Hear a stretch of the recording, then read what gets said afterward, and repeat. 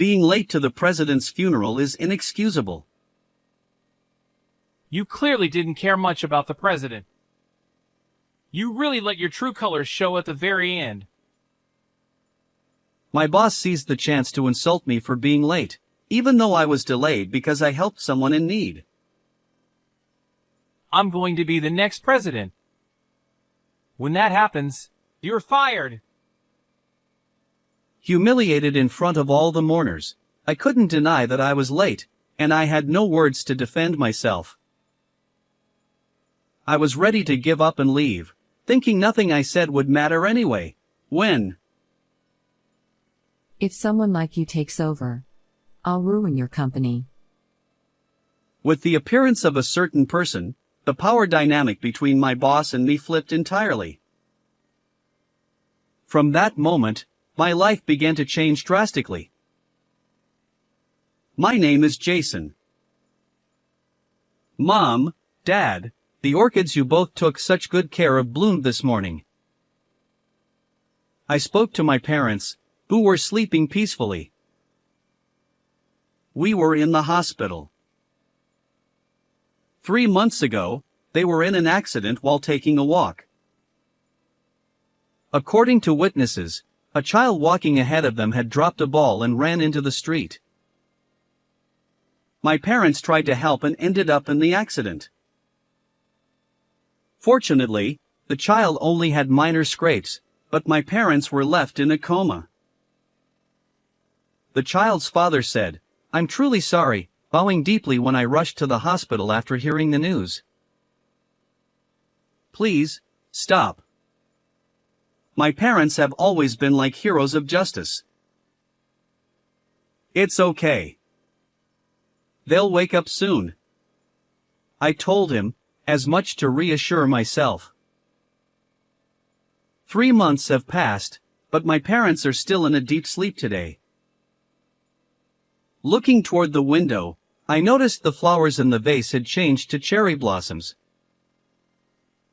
It looks like someone else came to visit. That's nice, isn't it, Mom, Dad? I visit the hospital on Wednesdays and Sundays when I have the day off from work, but apparently, someone else has been visiting regularly on the other days. For these past 3 months, flowers have never been missing from the room. Mom and Dad, you weren't just my heroes. You were everyone's. Every time I saw the flowers, I realized how much people loved them. I'll become someone who can help others, just like you too. Looking at their peaceful faces, I made a vow. Good morning. Good morning, Jason. Sorry to hit you with this right away, but When I arrived at the office, the boss had already been there earlier than anyone else, as usual. The company I work for is known for having a small but elite team. The boss works in the same office as the employees, always keeping an eye on our performance. He often gives us advice directly, and thanks to that, I've grown a lot. Fortunately, he recognizes my efforts, and my co-workers have started gossiping that I might be the next president. To be honest, I don't care about the title or position. I just want to be a hero of justice like my parents. But one person doesn't like those rumors. My supervisor, Harrison.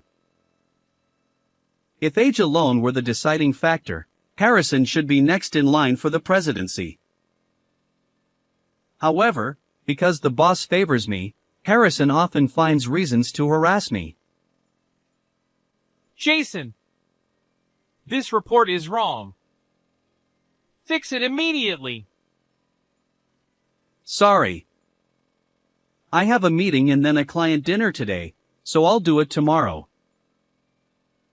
Don't be lazy. I want it done today.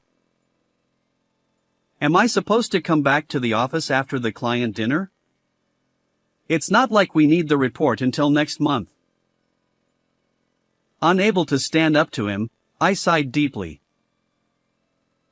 Wait, he hasn't come in yet? One day, I arrived at the usual time, but the boss wasn't there, as he normally would be. Take it easy for a change, I thought as I watered the plants by the window, something he usually did. But even after work hours began, the boss still hadn't shown up. Where is the boss? As everyone in the office started getting worried, the phone rang. Good morning.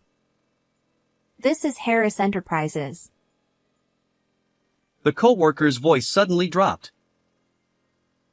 After hanging up, she looked down and said, It was the boss's wife. He passed away last night. What? The office fell silent. Apparently, the boss collapsed suddenly at home last night. He was rushed to the hospital, but he passed away shortly after. No way. He was so full of energy yesterday. I looked at his desk. Piles of work he'd planned to tackle today were still sitting there. Don't leave so suddenly. I could do my best because you were here. Overwhelmed with mixed emotions, I couldn't focus on work for the rest of the day. 2 days later, the day of the president's funeral arrived, though I still hadn't come to terms with everything. I put on the unfamiliar formal suit and left the house, but everything outside looked just as usual. The cicadas continued their chorus, undeterred by the heat, and the sky was just as blue as it had been a few days ago when the president was still alive. I passed by the pizza place where we had once eaten together. I was so engrossed in conversation with the president that I honestly couldn't remember how the pizza tasted, but I could clearly recall the way he always ate salami pizza. I looked around, half expecting the president to suddenly appear out of nowhere, but of course, that wasn't going to happen. Sigh. With a heavy sigh, I kept walking and noticed about 10 meters ahead, an elderly woman who appeared to be blind was walking along the tactile paving, using a white cane. Just then, a bicycle approached from the front. The cyclist wasn't paying attention, focused on their phone instead. Watch out! I yelled and sprinted toward them as fast as I could. The cyclist noticed just in time and swerved to avoid the old woman. Are you okay, ma'am? I rushed over to her, and she turned her face toward me. Oh. Thank you so much. With that, she turned back and resumed walking. She must be used to walking alone. Her cane tapped along steadily in rhythm. I thought it might be rude to offer too much help, but the road here was narrow, and bicycles frequently rode on the sidewalk. Wait, ma'am. Where are you heading? I couldn't just leave her alone, so I called out to her again. I've arranged for someone to pick me up at the station ahead. I walked beside her as she continued, keeping pace. Don't you get scared walking alone? Of course I do. I'm always terrified that someone else might get hurt because of me. Her voice was much quieter than before. I was surprised by her unexpected answer. She wasn't worried about her own safety but about those around her. Suddenly, I thought of my parents. It's okay, ma'am. No one's going to get hurt. We're all here to help each other, so don't think it's your fault. That's right. My parents didn't sacrifice themselves. They just helped the person in front of them. Perhaps sensing my sudden silence, the old woman began asking me questions about my job and other things. You're a dependable young man. What's your name? My name is Jason. Jason. I'm Nancy. I hope we meet again someday. When we arrived at the station, a man standing next to a black car approached us. Madam, this way, please. Sorry to keep you waiting. Jason here helped me along the way. Oh, I see. Thank you very much for your help. Both the man and Nancy bowed deeply to show their gratitude. No need to thank me. I just walked with her. Well, I'll be off now. With that, I turned around and dashed back the way I had come. When I arrived at the funeral hall, the ceremony had already started.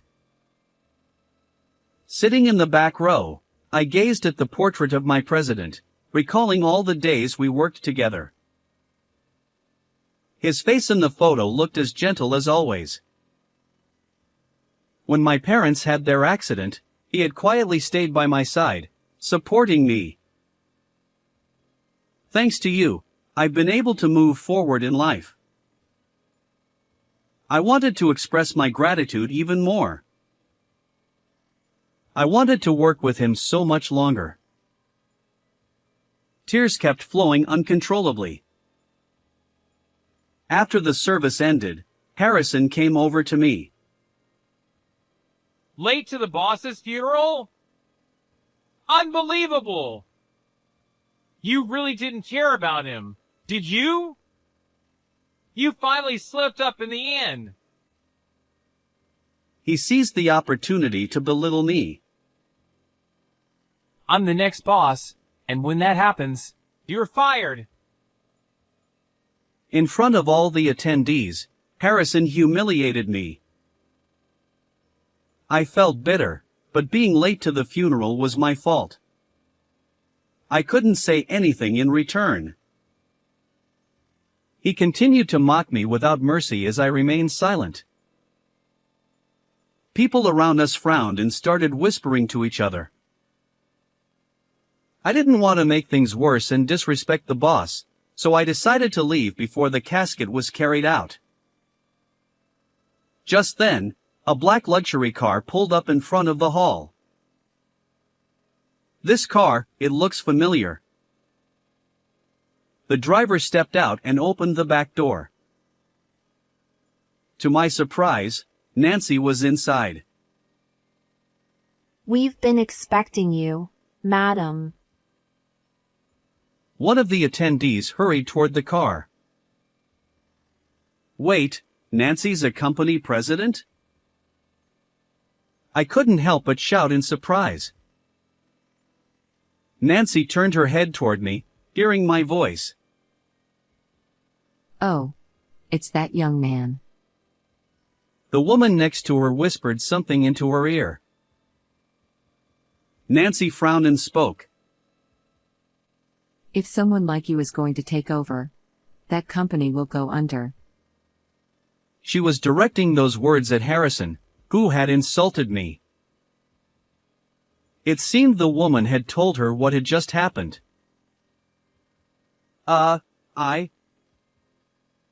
Stunned by the sudden turn of events, I struggled to find words. Sensing my confusion, Nancy smiled and explained. Actually, your boss and I were classmates in college. We've been pushing each other to do better ever since we both became CEOs. When you mentioned attending a funeral, I thought it might be him, and it turns out I was right. She continued. Your boss was lucky to have such a kind and hard-working employee like you. I'd love to work with you as well. Would you be willing to handle a large contract with my company? Yes. Of course. Thank you so much. I could hardly believe what was happening and felt overwhelmed with gratitude. There's one more thing I need to tell you. Her gentle expression suddenly turned more serious.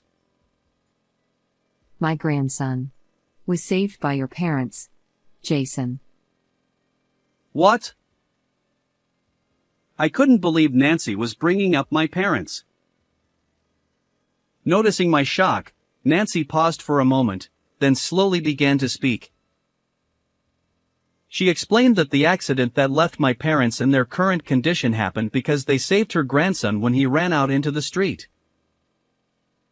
Nancy had been walking with him but couldn't help because of her blindness. My parents had stepped in, risking their own lives. Nancy expressed her deep regret and bowed her head to me. Please, Nancy, lift your head. My parents are still alive, and your grandson is, too. Don't think of it as a sacrifice. I spoke from my heart, trying to reassure her. As Nancy lifted her head, tears streamed down her face. Thank you for helping me earlier, even though you were late to such an important funeral. It's rare to find someone who can naturally extend a hand to those in need. Jason, you're just like your parents. Her words moved me deeply. I might not be able to do much, but maybe I was becoming a little more like my parents. The thought brought tears to my eyes. Suddenly, something crossed my mind. Wait, could it be, have you been the one visiting my parents and leaving flowers? Nancy nodded quietly. It's the least I can do. I always pray for them to wake up soon. My parents love flowers. I'm sure they're happy, surrounded by their fragrance. Hearing that, Nancy finally gave a small, gentle smile. After the boss passed away, it felt like there was a hole in my heart, but I couldn't stay sad forever. We had to protect the company he left behind. With that thought in mind, we worked as hard as we could. Please reconsider. I'm begging you. Lately, Harrison had been constantly bowing his head over the phone. The truth was, several clients and business associates had witnessed the entire scene at the boss's funeral. As a result, many of them refused to do business with Harrison anymore. His performance declined rapidly, and he was eventually transferred to another department, essentially a demotion. Meanwhile, I secured a major contract with Nancy's company, and with Harrison out of the picture, my performance soared. 9 months later, to the surprise of many, I was chosen to become the new president. Mom, Dad, I have some news for you. I spoke to my parents as usual. I've become the president. I'm going to protect the company that helped me grow into who I am today. They still had the same peaceful expressions as always. So, could you wake up soon? I'd always put on a brave face in front of them, but for some reason, today, my true feelings slipped out. I gripped my father's hand tightly. Dad, you know I'm not cut out to be president, right? I'm so full of doubts. Please, just laugh it off for me. I looked at him. Huh? Did he hear me? His eyelid twitched slightly. Dad. Dad.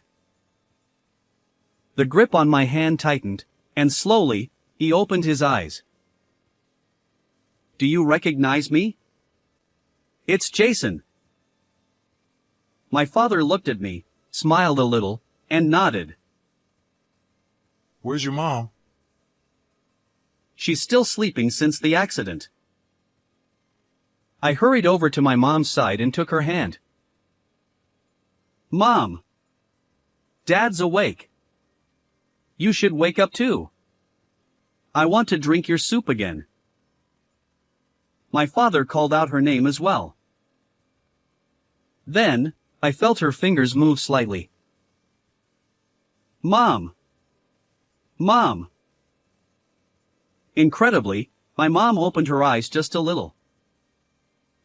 I had such a pleasant dream, surrounded by the scent of so many flowers. She smiled. I couldn't believe it. I was actually talking to both of them. My vision blurred with tears as I tried to get a better look at their faces. With my face soaked in tears, I pointed toward the window. The child you saved is doing well. Their family always brings these flowers for you. Sweet peas, aren't they? How lovely. In the direction they were looking, colorful sweet peas bloomed. Coincidentally, sweet peas were my mother's favorite flower. Thank you, Nancy, I whispered in my heart. The sight of my beloved parents smiling at each other was blindingly beautiful.